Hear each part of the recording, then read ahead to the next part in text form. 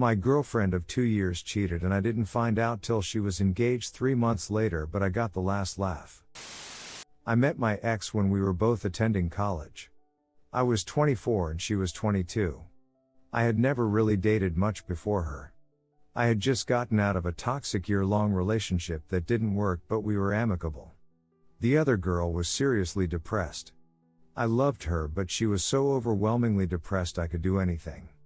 I consider myself an empath and her depression would seep into me. So I broke it off. My ex was the one that sort of approached me as we were both living in the same apartment complex. I had gone out of my way to help her a few times, but she asked for a ride, and that was what sparked the friendship then relationship. I would spend hours with her whether she was at home or closing at the sandwich store she worked at. She was taking time off from school due to depression and a failed engagement from a year or so ago. Though as far as I know she never finished school and transferred twice to other universities. We partially bonded over her story about who she had been betrayed and cheated on by her ex, though I now question how much of the story was true. We became inseparable. She introduced me to her parents only after 2 months of FWB. After a few months, I wanted to become my girlfriend since I simply had no interest in other girls aside from her. She declined, saying she wasn't ready because of her past engagement. This should have been my first red flag, but I, like the idiot I was, gave her a pass. We continued dating exclusively. She didn't date anyone else and neither did I. A month later I brought up our status again because if we were exclusive anyway, why not just admit what we were? She continued to fight it. There were times during our relationship where things seemed perfect. She seemed to like everything I liked. She had similar goals and we just seemed like a perfect match. But sometimes I would notice backhand remarks about me. She would sometimes compare me and talk about her different exes. We would sometimes fight over such a small thing and I would try to de-escalate it, but she wouldn't have it. She would run out of my apartment and at times I would chase after her. She would become angry that I did that, saying I should give her space. So the next time she did that, I wouldn't chase after her and then she would accuse me of not caring about her. She also began to gaslight me about certain things I remembered her saying, though at the time I didn't know what gaslighting was. But like a sucker in love I went with it. Many of my friends would remark to me when I spoke about her that I could do better. That she didn't treat me right, but I just brushed it off. People listen to your friends, they usually are looking out for you. After dating for a year I would still bring up becoming official BFGF, but she was still resilient. She would still say she wasn't ready, but I was the best guy she had ever dated. All of her friends knew we were dating, but to be honest I didn't like them. She would invite me to hang out with them, but they were very cliché and I'm not like that. Also they had a cat and I'm allergic, so I would use that as an excuse. As time went on we would go on dates, she would call me every night and we would stay on the phone all night until one of us woke up the next day. She said due to her depression I was comforting and helped her sleep. We continued to have problems at times where she would even get physical. She slapped me hard on 2 occasions. Both were not because we were fighting but because she thought it would be funny. Each time I told her that was disrespectful and that since I would never do that to her, I expected the same in return. During one of our fights she once stated, "My roommate knows all the guys that would be willing to be NCMOs in the complex, so I don't really need you." But finally after a little over a year of dating she gave in and decided to be GFBF, but I noticed that she seemed to keep it secret to everyone except her family. I thought it was weird, but seeing as I had gotten what I wanted I paid no attention to it. I'm going to put this in here and say there were times I wasn't a perfect so. I also deal with depression and the stress of work, school, family, and her became too much at times. I lashed out but never hurt her. I would point out the things she had done that were hurtful to me. We broke up several times. Sometimes I would break up with her and sometimes she would break up with me. But each time one of us would relent and come back to each other. One time I was a bit manipulative and self-harmed to show her how much it was hurting me. She had also self-harmed and expressed being suicidal during us dating, and to be totally honest I got the idea from her. I was truly in love with her. She told me she was with me. We discussed marriage, children, where we would live, etc. During this time she moved twice. First to an apartment down the street and then to her parents' house about an hour north. During when she lived in the apartment down street, she threw a party. When it was over, none of her friends stayed to help clean, just me. She told me this was proof I'd be a good husband. After her move to her parents, I would visit her almost weekly. But I began to notice a bit of distance at times. She was replying slower and slower to my texts and calls. But if she called or texted me, she expected a quick reply. Whenever she needed me, I would come to her. Even at 1 a.m. in the morning when I had work and school the next day. After a couple of months, I began to suggest getting engaged, but then she started to do the same thing she had done with being GFBF. She would use her depression from her past relationship as an excuse. And then she asked if we could go back to casually dating. This was the dumbest thing I had ever done. I said it was okay. I thought this would show her that I was the guy for her. Over the next few months she would go on dates, but she would tell me about them and tell me how much better I was than them. I continued to not date because I was a sap in love with her. But I had told her if she found someone she wanted to pursue, I would end our relationship and she could go after him. But then after talking to my friends and family, I had a realization. That why was I doing all this for her when she wasn't even my GF anymore? So I told her and she agreed that any physical relationship would end until we got back to being exclusive. Except, it didn't. We would go on dates and she would guilt me, pressure me. And I would give in. She would then immediately afterwards would become angry, saying, "Why couldn't you resist? Why didn't I stop her?" She became very abusive and hurtful. The worst was when she told me that if she got pregnant, she would never tell me and only she would decide what to do then. That hurt so much, as I've wanted to be a father and would never leave my children alone. But I would simply fight with her and we'd end up making up. During all of this we would continue to talk about a future together. She would see a mixed baby, I'm Latino and she was white, and say how she saw the cutest baby that could have been our baby. Whenever she was depressed, she would call me or ask me, "Would you still marry me?" And I would respond, "Of course I would. I love you." It wasn't until Christmas when I was in Florida visiting my brother did I began to suspect something more was up. I'd text her. She wouldn't respond. I'd call her to do the phone thing at night, but she wouldn't answer. But one time she called and asked if I had the Some movie on DVD, and when I asked why, she said I wanted to watch it with my family, but I could sense something was off.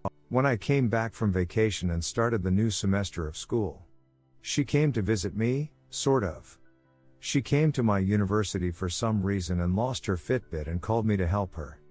I came to help and she spent some time together, but I could feel something was different. She then told me she wanted me to come visit her in 2 days at her parents' house as she had something to talk to me about. It was then I knew what was coming. I talked to some of my friends and prepared for the worst. When I got to her parents' house, it was late. She asked me to come at 10 p.m. She came into my car and we talked for about 30 minutes to an hour. She told me that she no longer wanted to date me. And I agreed. I told her I had felt her becoming distant and I asked her if it was someone else. She denied there was something else. She said she simply no longer felt we were right for each other. But then she said other things. She said that she never considered me husband material. That she never saw us getting married, having kids. That she had always known from the beginning. She even said another reason she didn't want to be with me was that her kids wouldn't look like her because of her being white and me being Latino. This is especially funny now because she likes to say how progressive and not racist she is, right? This shocked me. I remembered back to all the plans we made. All the time she had asked if I would marry her. All the time she had talked about our hypothetical children. That hurt the most. I told her I loved her but that I agreed we were done. We decided on no contact. She decided to block me on Facebook, saying she knew if I blocked her, I wouldn't be able to keep her blocked, so she should be the one to do it. I said fine. We didn't end up blocking each other on our phones due to if there was an emergency I had no family in state. As I drove away, I felt sad but also felt as if a huge burden was lifted from me. For the next month it was an uphill battle. I would be depressed at night. I realized she had made me codependent on her. I had become accustomed to her nightly phone calls. I felt very alone. There were many nights on the floor of my room in tear-filled agony. But I threw myself into my work, my school and my friends. But then, about a month later I got a call from her early in the morning. I answered thinking it was an emergency. It wasn't. It seemed as if she had BTT dialed me, but that didn't make sense. We hadn't spoken in a month. What were the chances of her accidentally calling me? I could hear a conversation but only bits and pieces. I could hear her voice but also a voice I didn't recognize the other voice. It was definitely a guy.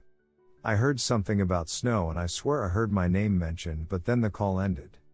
I know I shouldn't have, but I reached out to a few friends and heard she had started dating someone. I then reached out to her, I know I shouldn't have, and asked if she was alright. It took a few days for her to respond. She then said she had BTT dialed me but she had wanted to speak to me. She said she really missed my friendship and for a few minutes we spoke as if nothing had changed. She told me she had started seeing someone. I told her I had heard and she asked how and I told her from friends. By then I had seen a picture of the guy. She began talking about him and about his flaws. I just listened but I began to feel weird about it. She then spoke about his hair being weird and I responded, yeah, it is a bit, but I guess she had been speaking about his hair years ago and then began to question how I knew what his hair looked like back then. I responded, sorry, thought she was talking about now. She then told me that she had recently been getting a lot of random friend requests on FB and she asked if they were me. They weren't. We ended the conversation shortly after. And I began to have a weird feeling about it. I was sort of happy for her, but the more I thought about it, the more I realized I didn't want to continue talking to her. I messaged her the next day and told her, while I liked talking to you like we used to, I think we should continue to not speak. She agreed. I then proceeded to block her number. A week later, while on campus, I noticed I had a voicemail even though my phone hadn't rang. It was from her asking if I was home. She came to drop some things off. I personally felt like there wasn't anything worth her returning and it pissed me off that she had come and dropped the stuff off at my front door since no one was home. I became really annoyed. I had told her no contact anymore. I then decided to write her an email. I told her basically that I had loved her with all my heart, but that she had mistreated me in a lot of ways, lied to me, etc. I told her to thank her parents for being kind to me. We had a rather good relationship and they actively told me how amazing of a BF I was. I then proceeded to tell her I want no contact of any kind. That she was now blocked from my phone. I said though we live about an hour away now, it would be possible to run into each other due to friends living close to me and such. I told her the way you treat me is how I will treat you if we see each other. If you treat me like a friend, I'll treat you like a friend. If you treat me like an enemy, I'll treat you like an enemy. If you treat me like I don't exist, I'll treat you like you don't exist. I sent the email and didn't expect to ever hear back from her. Boy, was I wrong. A few days later, I received a reply from her dad. Her dad, mind you, is an ex-Marine and a lawyer. In his email he stated that I should leave his daughter alone. He accused me of stalking her, not sure how I was, seeing as I was an hour away and busy with school, work and friends. He accused me of creating fake FB accounts and cyber stalking her. Once again, I didn't create any to do that, though I had looked at her account from a friend's account a few times, but that was it. I mean, who hasn't? But then he used that line about treating her the way she treats me and he highlighted that part and said I consider this a threat. He proceeded to tell me to leave her alone, otherwise he would get a restraining order. I was blown away. Her dad and I had always been on good terms. I just couldn't believe what I was reading. I spoke to a few people and, having studied a bit of law in university, responded to him. I told him, look, I want nothing to do with your daughter. She was the one who reinitiated contact. In fact, she came to my house, without my knowledge, a week ago. If I'm a stalker, why would she risk coming to my house? I told him that we both know what he had said were unsubstantiated and no judge would ever give them a restraining order. I told him never contact me again and I'll do the same to him and his daughter. It was then that I wondered what the duck was going on. What stories was she telling people about me? What sob tale is she spinning and why? I told some of my friends about what happened and they were blown away too. They just told me that I had dodged a nuke and I should be happy. I thought the story would end there, but like I said, this is a cheating story, a long one but a cheating story nonetheless. So we had broken up in January. Just after the first week of April, a friend of mine messaged me while I was working and told me that my ex had just gotten engaged. I was floored. It had only been 3 months. For the girl that had constantly said how hard relationship had been for her because of her cheating, abusive ex-fiancé, it just didn't make sense. But what was interesting, my friend told me, was a comment that someone had put on her announcement. This person was congratulating her on her engagement and so happy she could help them get together back in November. The same November when we were still going out. Yes, weren't exclusive at that point, but to me, since I had given her several outs and she lied about there being someone else, I consider that cheating. I was livid. And then everything came into place. That's why she became distant at Christmas. That's who she wanted to watch that movie with. That hurt, but I got on with my life. I was still having depression issues. Trust issues. I spoke about it to some people. Friends, church people. But the more I spoke about it, the more I learned about her. People who had knew her and didn't know we had dated came out and said that girl had issues. They told me things they probably shouldn't have told me, but whatever. I found out all the nasty things she said about other people and I began to realize that she never really cared about me. She simply wanted someone to care for her and then dump once someone better came along. I realized that the reason I fell in love with her was not because of who she was, but what she pretended to be. She had heard about me, knew I was a nice guy and decided I was empathic enough to trick. She simply reflected myself back at me and I thought I was dating someone similar to me, but really I had been dating a narcissist. But this helped me understand a lot about myself. That I care too much. Love too deeply. And need to be careful who I give my love to. Lesson learned. So half a year passed. I hadn't run into her, but I had heard she had moved back to my city with her husband, so much for me being a stalker. Some of my friends had a few run-in with her and one embarrassed her by making a sexual innuendo about something she had done. Love you, Danny boy, brothers for life. I got invited to a friend's wedding. I couldn't make it to the actual ceremony, but I made it to the reception. I was just finishing up making a small speech making fun of my friend. Dude had a laugh that was so annoying and loud, you wouldn't believe. I was ending my remarks and was about to sit down when a mutual friend started walking into the room. And who was right behind her? My ex and her husband. I saw her and was a bit surprised. Just as she was about to walk into the room, our eyes met.